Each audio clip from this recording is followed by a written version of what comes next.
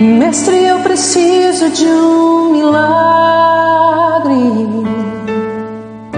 Transforma minha vida, meu estado.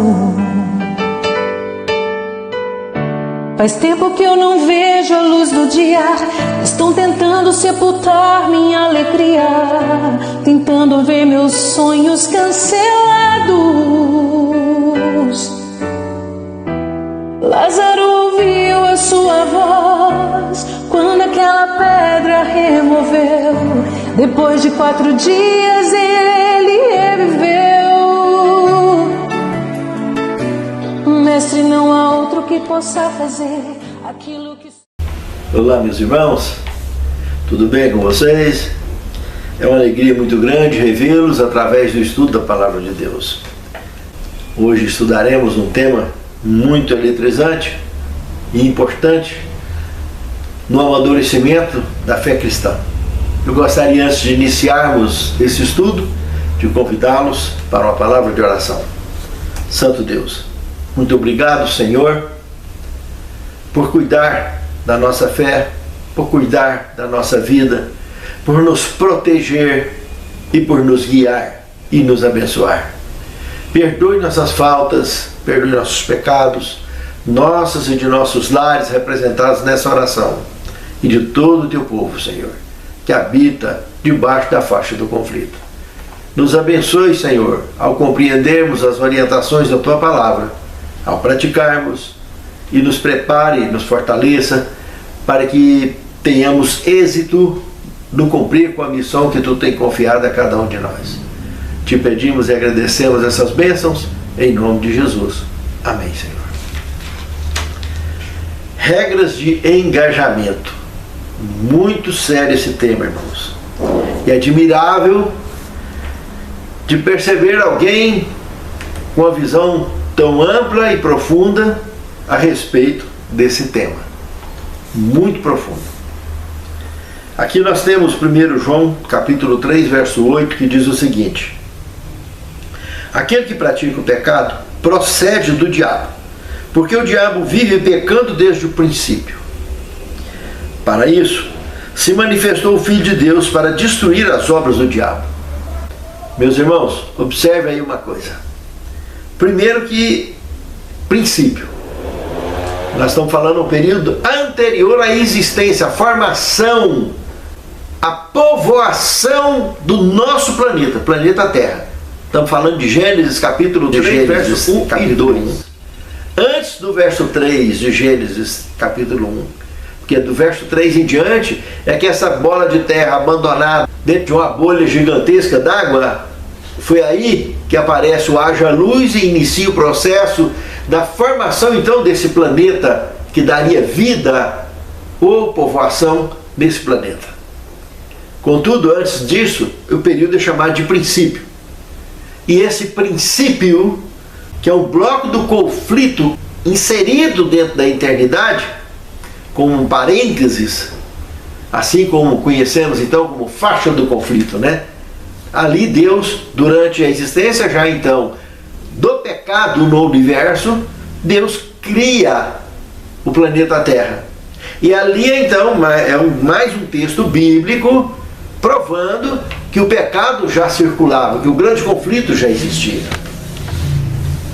E aqui, esse tema dessa semana vai trabalhar com regras de engajamento, mostrar que existe regras no exercício do conflito.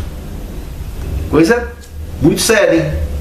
Irmãos, a luz é absoluta, mas as trevas, elas se tornam também sempre que alguém vira as costas para Deus. Isso é incontestável, porque há quantos e quantos milhares ou bilhares de anos que as trevas permitidas por Deus têm existido. O conflito está acontecendo há bilhares de anos. O planeta Terra foi criado durante o exercício do conflito. E cientificamente nós sabemos a idade aproximada do planeta Terra. 4,6, 4,8 bilhões de anos. E a Via Láctea, 13,6 ou 0,8 bilhões de anos.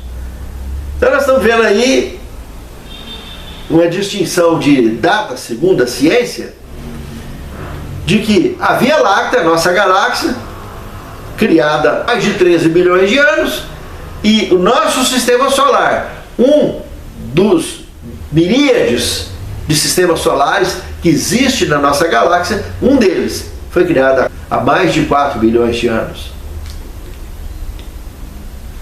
Temos um indicativo que as Pleiades, também citada no livro de Jó, já tem mais de 5 bilhões de anos, mais velhos do que o nosso. E por aí afora. E Deus construiu o nosso sistema solar, então, já debaixo da existência do grande conflito. E aí vem a questão de que a luz elimina trevas, mas as trevas também eliminam a luz aonde ela consegue atingir. Isso nos leva a entender que nós, as criaturas inteligentes que Deus criou, são os portais vivos, conhecido como livre-arbítrio, né? Ou para receber e expandir luz ou trevas. E quando nós optamos pelas trevas, viramos as costas para Deus e nos tornamos portadores de trevas, e assim estamos caminhando em direção a sermos eliminados através do poder da luz, a ser extintos. Pense nisso, amado irmão. Porque se do contrário nunca desviarmos os olhos do caminho que é Cristo, jamais seremos extintos.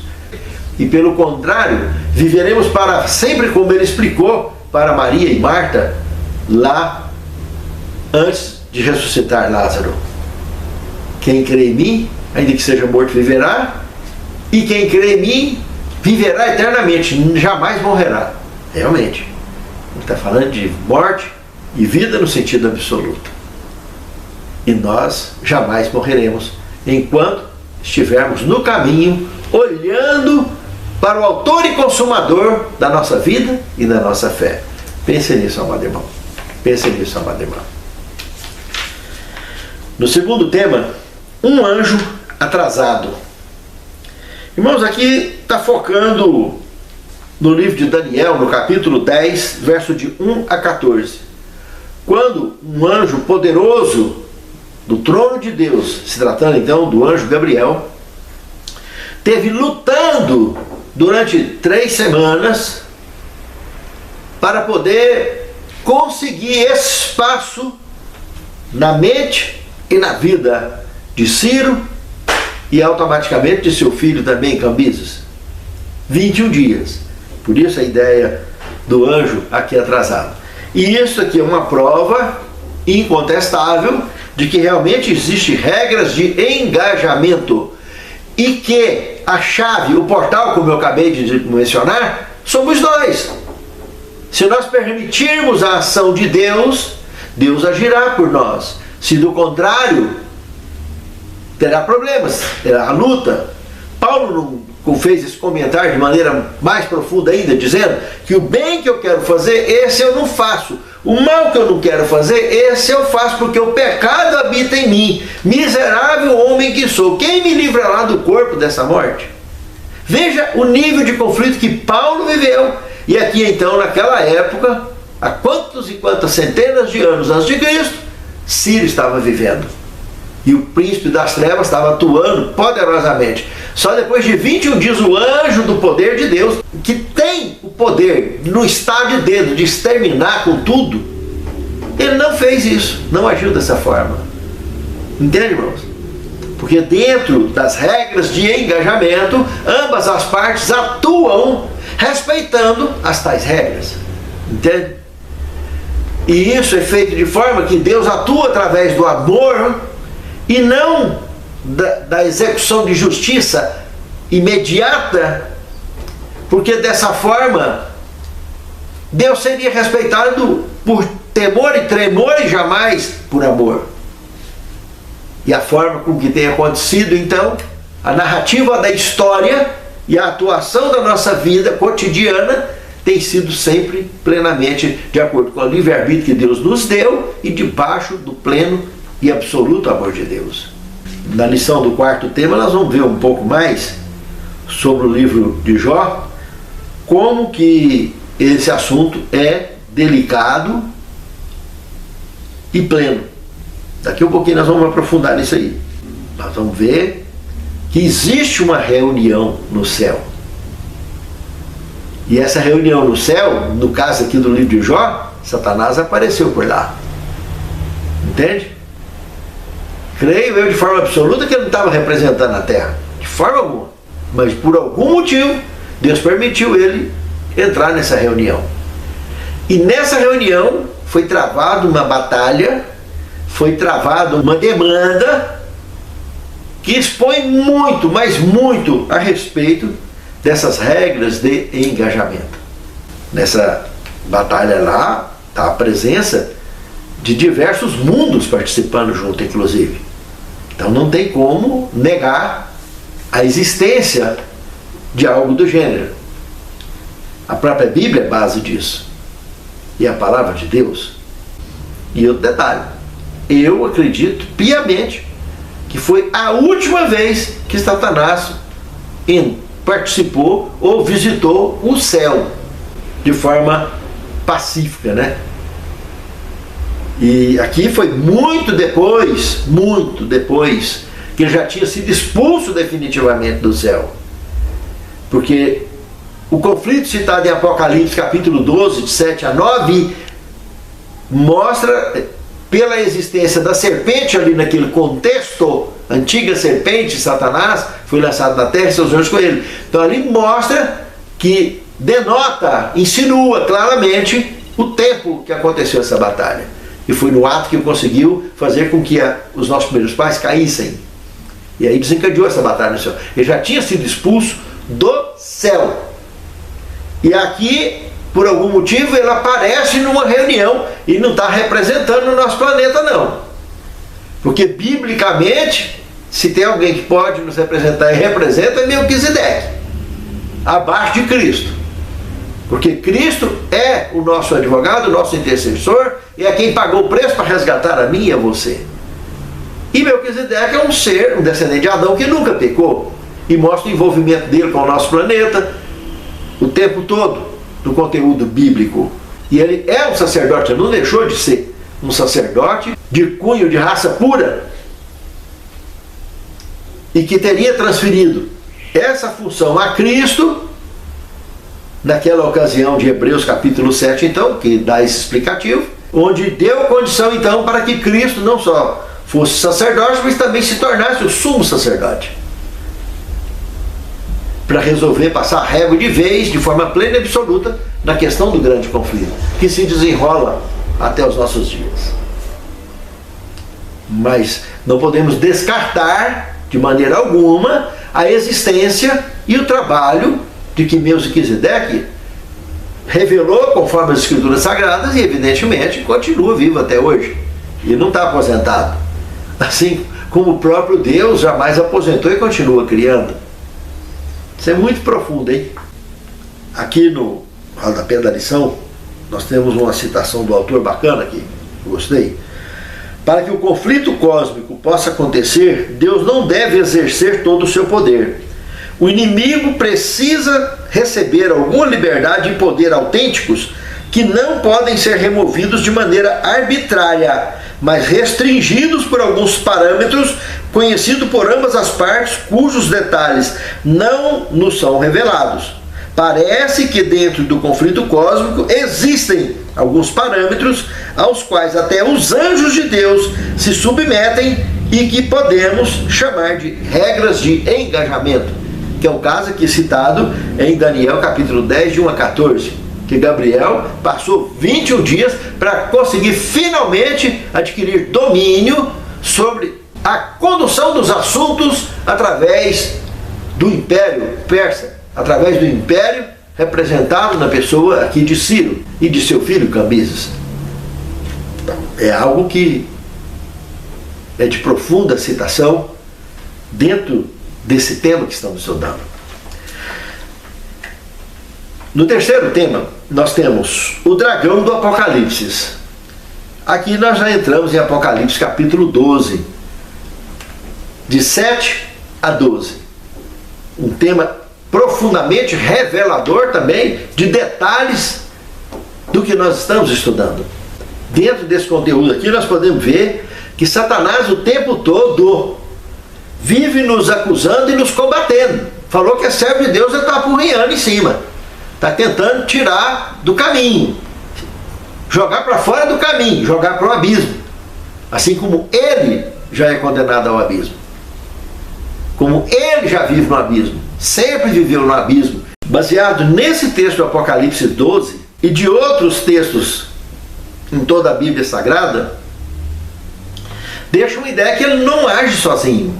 Ele formou uma potestade na Bíblia, chamada potestade da maldade, que especialmente no Novo Testamento fala muito sobre isso. E essas potestades envolvem demônios, anjos caídos, envolvem empresas, envolvem governos, toda e qualquer forma que ele possa acessar para focar em cima da destruição, do extermínio contra os escolhidos de Deus. Ele trabalha isso o tempo todo para formar um exército de homens-bombas, porque esses se autodestruirão automaticamente debaixo do fogo que descerá do céu no desfecho do conflito, como registrado em Apocalipse capítulo 20, verso de 7 a 10. E dentro desse exercício comentado das potestades, tem hierarquias, principados e lideranças de toda a natureza, onde de forma hierárquica, aqui na terra, por exemplo, nós temos aqui um texto de Apocalipse 13, verso 3, dizendo que a besta, essa besta que representa a união de Estado e Igreja, recebeu desse dragão, que representa o próprio Satanás, o líder máximo dessas potestades, o próprio dragão deu para ela o seu poder, trono e poderia aqui na terra. Por que ele concedeu isso? Nós vamos ver ali no quinto tema mais detalhes sobre isso, que Jesus deixou revelado também no Novo Testamento. Satanás precisava de deixar um representante bem próximo dele, porque ele, conforme a revelação do Evangelho de João, capítulo 12, verso 31 e 32, seria expulso, julgado e expulso da terra. Daqui a pouco a gente entra nisso aí. Aqui então nos apresenta que ele, Satanás, então deu o seu trono e grande poderio à besta, a besta que sobe do mar, a primeira besta. Todas as três bestas de Apocalipse, tanto a do mar quanto a do abismo de Apocalipse 11, verso 7, que representa também governo de Estado e Igreja, esse caso representado pelo governo político religioso francês, e a que sobe da terra, a terceira, de Apocalipse 13, 11, representando o governo político religioso protestante americano. Essas três, todas estão conectadas diretamente ao dragão. Então é algo muito sério, muito delicado, revelado no texto sagrado. Aí de forma simbólica, porque se fosse de forma aberta, nem Bíblia existiria mais. Ah, com certeza absoluta. Essas três bestas, em Apocalipse 17, 11, prova dentro da Bíblia Sagrada que tanto uma quanto a outra, tudo faz parte do mesmo contexto. Lá não menciona a terceira, mas menciona a primeira e a segunda. Ou seja, fala da besta do mar, depois fala da besta do abismo, que surgiria, que seria o oitavo, né? Porque dentro do contexto aí, se você analisar de Apocalipse 17, verso 8 até o verso 11, você vai ver que está comentando que eram 7 reis. 5 já caíram. Historicamente, comprovado, até então quem escreveu o Apocalipse foi João, e 5 já tinha caído, 5 poderes mundiais que governavam e que foi usado por Satanás para oprimir o povo de Deus: Egito, Assíria, Babilônia, Medo-Pérsia e Grécia. E um ainda existe, Império Romano, era quem dominava desde o ano 165 a.C., que iria até no ano 476 da era cristã. Então Roma estava dominando. Então 5 tinha caído: Egito, Assíria, Babilônia, Medo-Pérsia e Grécia. 5 caíram, um existe, Roma, e outro viria, Roma papal, 7º, besta que sobe do mar, mostrando a união de Estado e Igreja. E depois viria um 8º, que é do abismo, aí também citada no contexto, desde o verso 8. Então, esse 8º está dizendo no verso 11 aí de Apocalipse 17, que é do 7, ou seja, está no mesmo contexto. Então, besta, tanto faz ser primeira, segunda, terceira, é tudo uma besteira só. União de Estado e Igreja. Todas ligadas, conectadas diretamente ao dragão, conforme revelou Apocalipse capítulo 13, o verso 3 e o verso 4. E todo o contexto do desfecho do conflito, lá desde o verso 11 de Apocalipse 13 até o verso 18, mostra o envolvimento desse poder como sendo um poder mundial, que o dragão teria concedido esse fôlego, e ali é transferido então de forma direta e subliminar esse poder justamente para a liderança americana, que ela, ali dentro do contexto, faz com que a terra que nela habite adora a primeira besta, ou seja, volta a aceitar a liderança da primeira, que é a que sobe do mar, que é o poder político religioso de Roma. Irmãos, é algo muito pesado isso aí. Nós estamos falando de uma nação que surgiu protestante e agora abraça, através do abismo, abraça as trevas e o dragão, e desfecha a última crise do grande conflito, provando aí então que vai partir dos Estados Unidos o desfecho do grande conflito entre o bem e o mal, exigindo o tal do sinal da besta, que é o domingo, colocado na mão direita, na testa, que ninguém possa comprar ou vender. É a obrigatoriedade da guarda do domingo, porque o sinal de Deus também é colocado na testa, como nós vimos em Apocalipse capítulo 7, verso de 1 a 4. Os 7 de Deus também são assinalados. Lá no livro de Ezequiel, também mostra, no conteúdo do livro de Ezequiel, do capítulo 8, do capítulo 9 do livro de Ezequiel, mostra o servo de Deus sendo selado. Também já é uma característica conhecida dos escritos sagrados. E Ezequiel ainda, no capítulo 20, verso 12 e 20, diz que o sinal de Deus é o sábado. Então, isso fica fácil de conectar o entendimento, porque a lei de Deus foi propositadamente mudada, entre aspas, justamente pelo apoio, estabelecimento e manutenção das bestas que sobem do mar.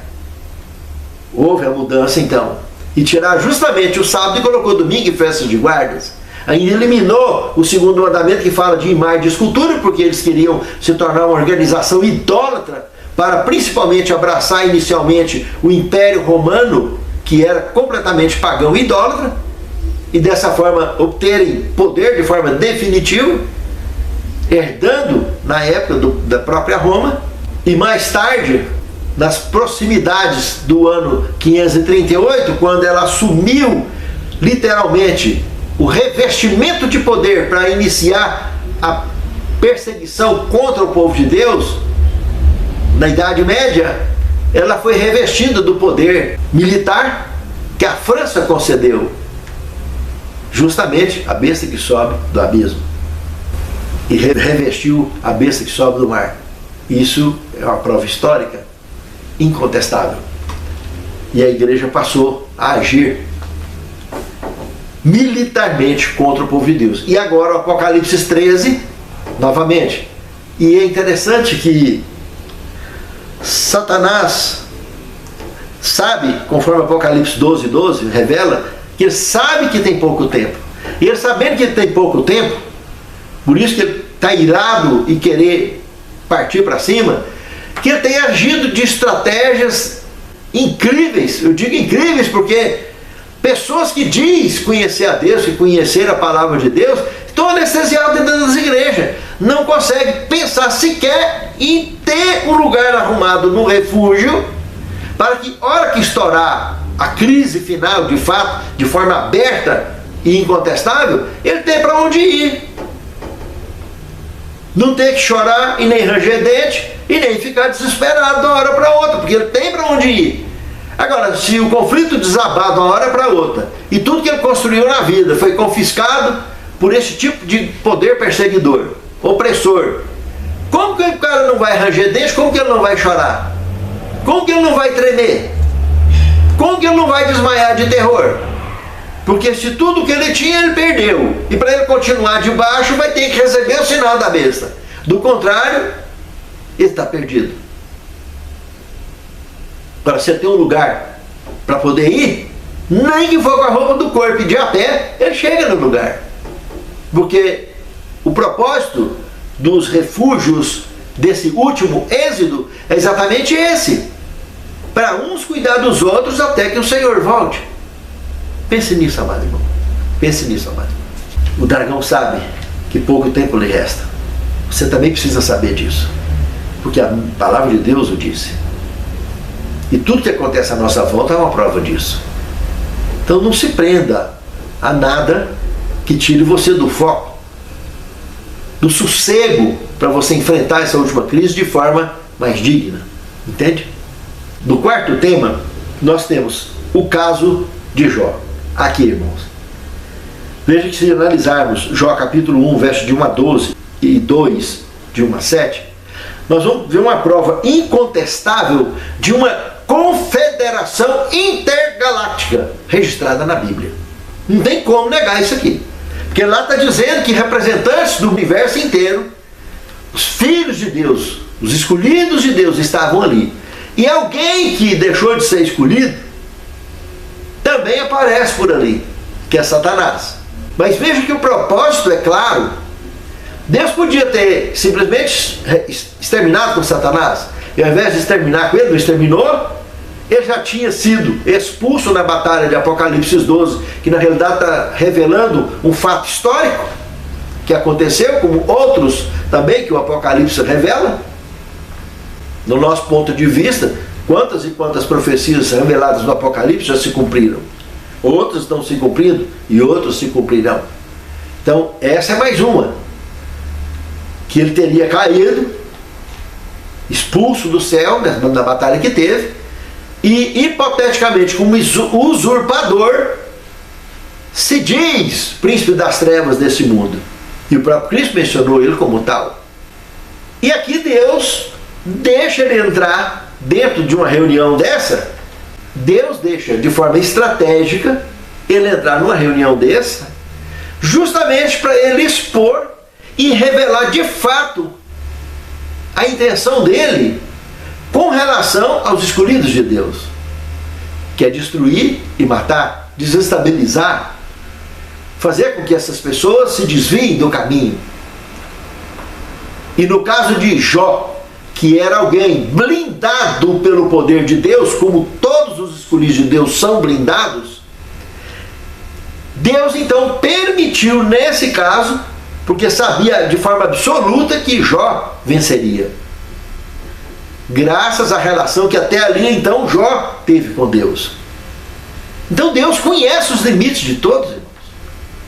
E nessa reunião, de forma estratégica, o que aconteceu com Jó, aparentemente injusto, mas mostra a justiça de Deus de fato. Porque Jó recebe tudo em dobro após a sua vitória. Mas foi muito duro o que ele passou ali. Mas o que ele passou ali também justifica o porquê que o diabo já tinha sido expulso do céu, e o porquê que aqui no quinto tema passa a trabalhar com o príncipe temporário deste mundo, né? E que no capítulo 12, do verso 31 e 32 do Evangelho de João, finaliza esses detalhes de forma expressiva. Irmãos, como eu disse, a batalha tinha acontecido há mais de 4.000 anos antes de Cristo, Ele estava expulso e foi jogado na terra, e seus anjos foi lançado com ele. Nessa reunião no livro de Jó, nós já estamos falando 2000 anos praticamente depois dessa batalha, justamente quando surge o contemporâneo Abraão, que Abraão foi o servo de Deus que saiu lá de Ur dos Caldeus, atravessou pela Síria, deixou então o servo Jó, o seu discípulo da fé, né? E foi em direção à terra prometida. Encontrou com Melquisedeque, inclusive, vocês conhecem a história. Irmãos, ali aquele servo Jó, então, por volta de aproximadamente 2000 anos antes de Cristo, está aqui apresentando o contexto de uma reunião, de uma confederação intergaláctica que teve no céu, onde representantes de diversos mundos ali estavam. E Satanás aparece entre eles. Ou seja, não foi literalmente assim, ele não foi representando nenhum mundo. Ele aparece entre eles. E entre eles, quem estava ali nos representantes, eu não tenho sombra de dúvida, conforme a elucidação bíblica, que era o próprio Melquisedeque, que nos representava de forma direta. Tanto que nesse tempo aqui, Abraão encontrou com ele, com Melquisedeque. Está uma prova disso. Entende, irmãos? E Jó é contemporâneo de Abraão, segundo o contexto bíblico. E agora então, a gente entrando aqui no capítulo 12 do Evangelho de João, no verso 31, aparece um primeiro aviso naquela reunião que Cristo estava tendo ali com várias pessoas, que os gregos inclusive teriam vindo para assistir essa palestra de Cristo, e conduzida através de Filipe, eles chegaram até Jesus então. E Jesus abre dizendo: essa voz que vocês ouviram não vem por causa de mim, vem por causa de vocês. Justamente ela quer revelar como primeiro aviso que o príncipe das trevas desse mundo está julgado, foi condenado e será expulso desse mundo. Então Satanás foi expulso ali. Entende, irmãos?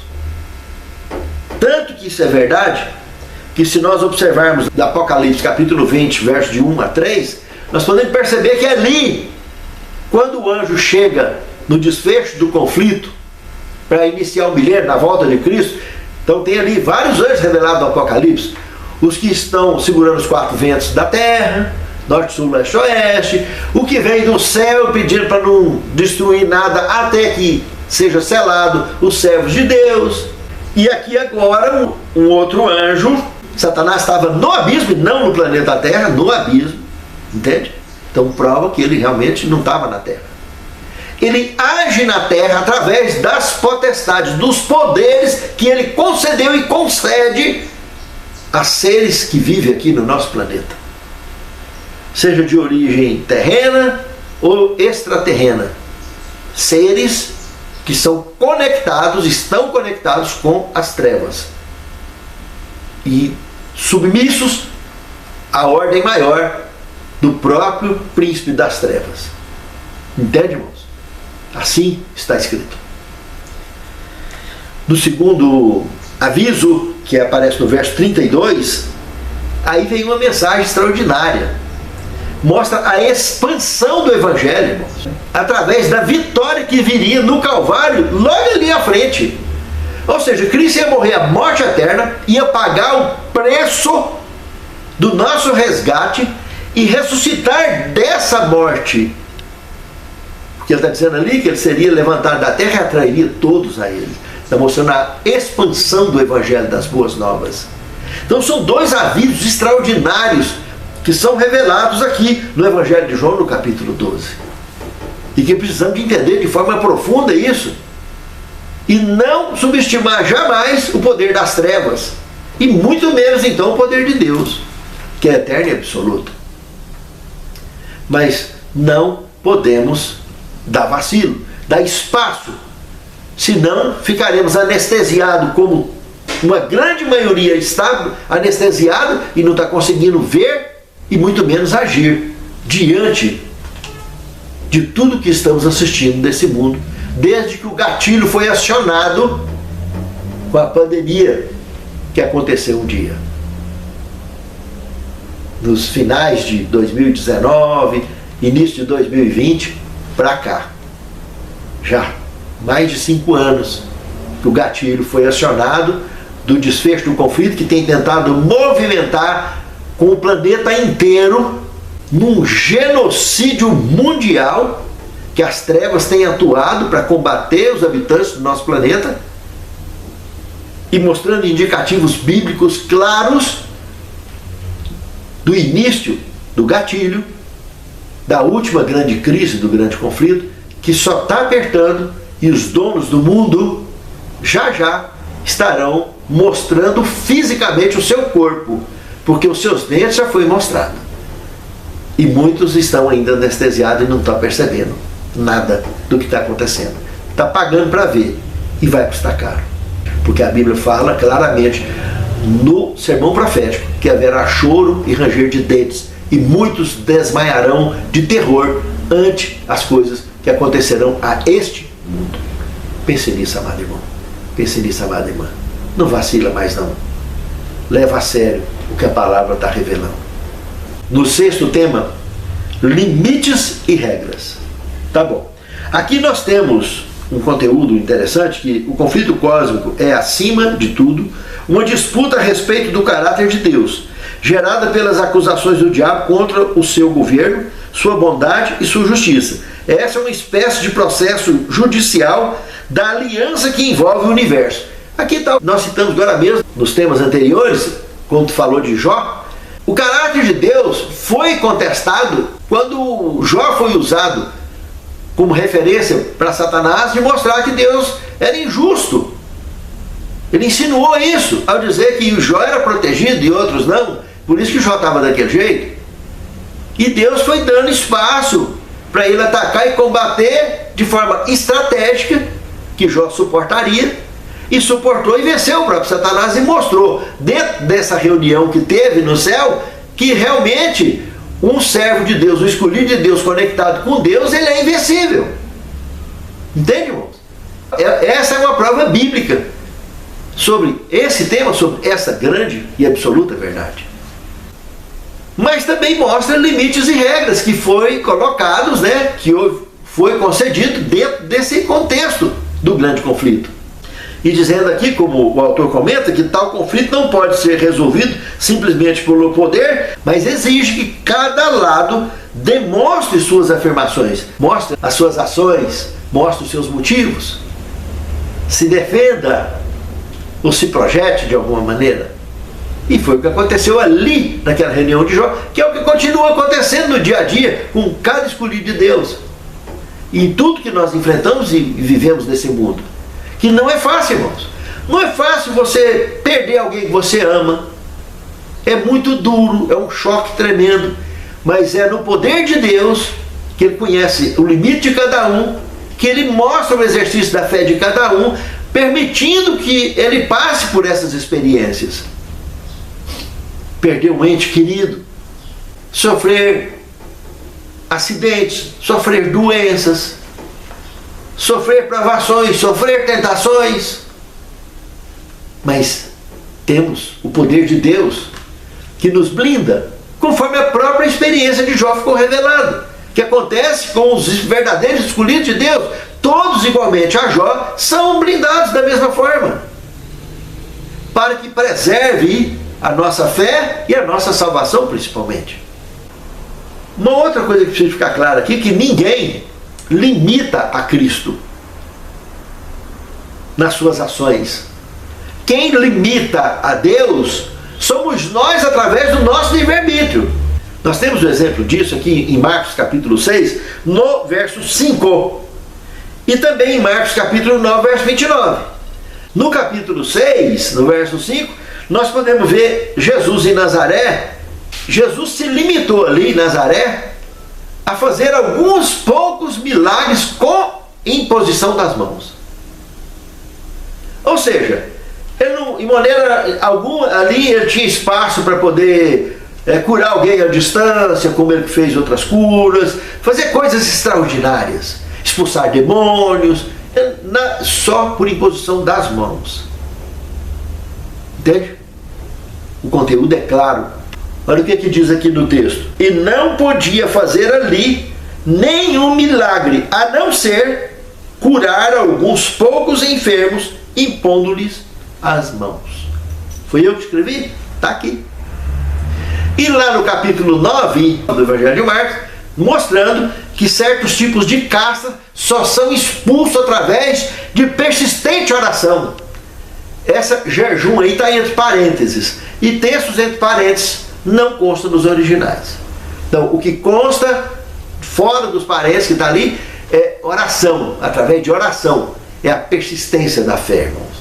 Oração poderosa, dedicada. Entende? É o que está escrito. E o jejum está entre parênteses. Não foi eu que pus também, não. E sabe, irmão, é um assunto grave isso aí. Mostrar que, então, eu e você, como eu disse lá na abertura da lição, somos um portal vivo. Ou de luz ou de trevas. Ou nós somos usados pela luz ou somos usados pelas trevas. Não tem meio termo. Ninguém pode servir a dois senhores ao mesmo tempo. Isso é bíblico, é claro. Ou vamos servir um e odiar o outro e pronto, e acabou. A escolha é nossa, livre-arbítrio. Aí sim, se eu sirvo a Deus, está aberto o caminho da luz para Deus manter a blindagem sobre nossa vida. E dentro da vontade de Deus, do que é melhor para nós, Ele nos auxilia na luta do conflito para sermos vitoriosos. Sempre. Pense nisso, amado irmão. Pense nisso, amado irmão. O sétimo tema, as potestades de Efésios 6,12. Irmãos, nós vamos ver aqui no contexto como que Satanás atinge o povo de Deus. Olha como é sério. É um texto de Testemunho para a Igreja, volume 1, página 307. O homem caído é um legítimo prisioneiro de Satanás. Unicamente Deus é capaz de limitar o poder do maligno. Este anda de um lado para o outro, para cima e para baixo, na terra. Evidentemente, através das potestades da maldade. Não está desatento nem por um instante, temendo perder uma oportunidade de destruir pessoas. Importante é que o povo de Deus compreenda isso a fim de escapar dos seus ardis. Satanás está preparando os seus enganos para que na última campanha contra o povo de Deus eles não percebam que é ele. Enquanto algumas pessoas iludidas advogam a ideia de que ele não existe, ele está levando cativas, atuando grandemente por meio delas. Melhor que o povo de Deus, Satanás sabe o poder que esse povo pode ter sobre ele quando fazem de Cristo a sua força. Observe bem isso. Quando rogam humildemente ao poderoso vencedor, que é Cristo, que o auxilie, o mais fraco dos crentes na verdade, repousando firmemente em Cristo, pode com êxito repelir a Satanás e todo o seu exército. Olha só, irmãos. Isso é bíblico, hein? Está em plena harmonia com o que a Bíblia fala. Ele é astuto demais para apresentar-se aberta e ousadamente com suas tentações, pois então as entorpecidas energias do cristão seriam despertadas e ele haveria de apoiar-se no forte e poderoso libertador. Aproxima-se, porém, sorrateiramente e atua de maneira disfarçada por meio dos filhos da desobediência que professam piedade, potestades da maldade. Tem representantes piedosos, tanto de governos, religiões, laboratórios, anjos caídos, seres extraterrestres, etc, etc, etc, que são representantes dessas potestades, porque são filhos da desobediência, os quais Satanás usa para destruir o povo de Deus. Ó Senhor, encha-nos do teu poder, Senhor, que a tua blindagem sobre nós, que a tua palavra, que é o nosso escudo, seja permanentemente mantido pelo teu Santo Espírito em nossas vidas. Que os teus anjos continuem nos protegendo e que a sabedoria da tua palavra nos motive cada dia mais a tomarmos decisões corretas para enfrentarmos de forma digna o desfecho do grande conflito entre o bem e o mal. Santifica-nos, Senhor, na tua palavra, porque a tua palavra é a verdade. E capacita-nos, Senhor, a sermos sempre vitoriosos. É o que te pedimos, agradecidos em nome de Jesus. Amém, Senhor. Possa fazer aquilo que só o teu nome tem todo o poder. Eu preciso tanto de um milagre. Remove a minha pedra, me chama pelo nome, muda minha história, ressuscita os meus sonhos, transforma minha vida.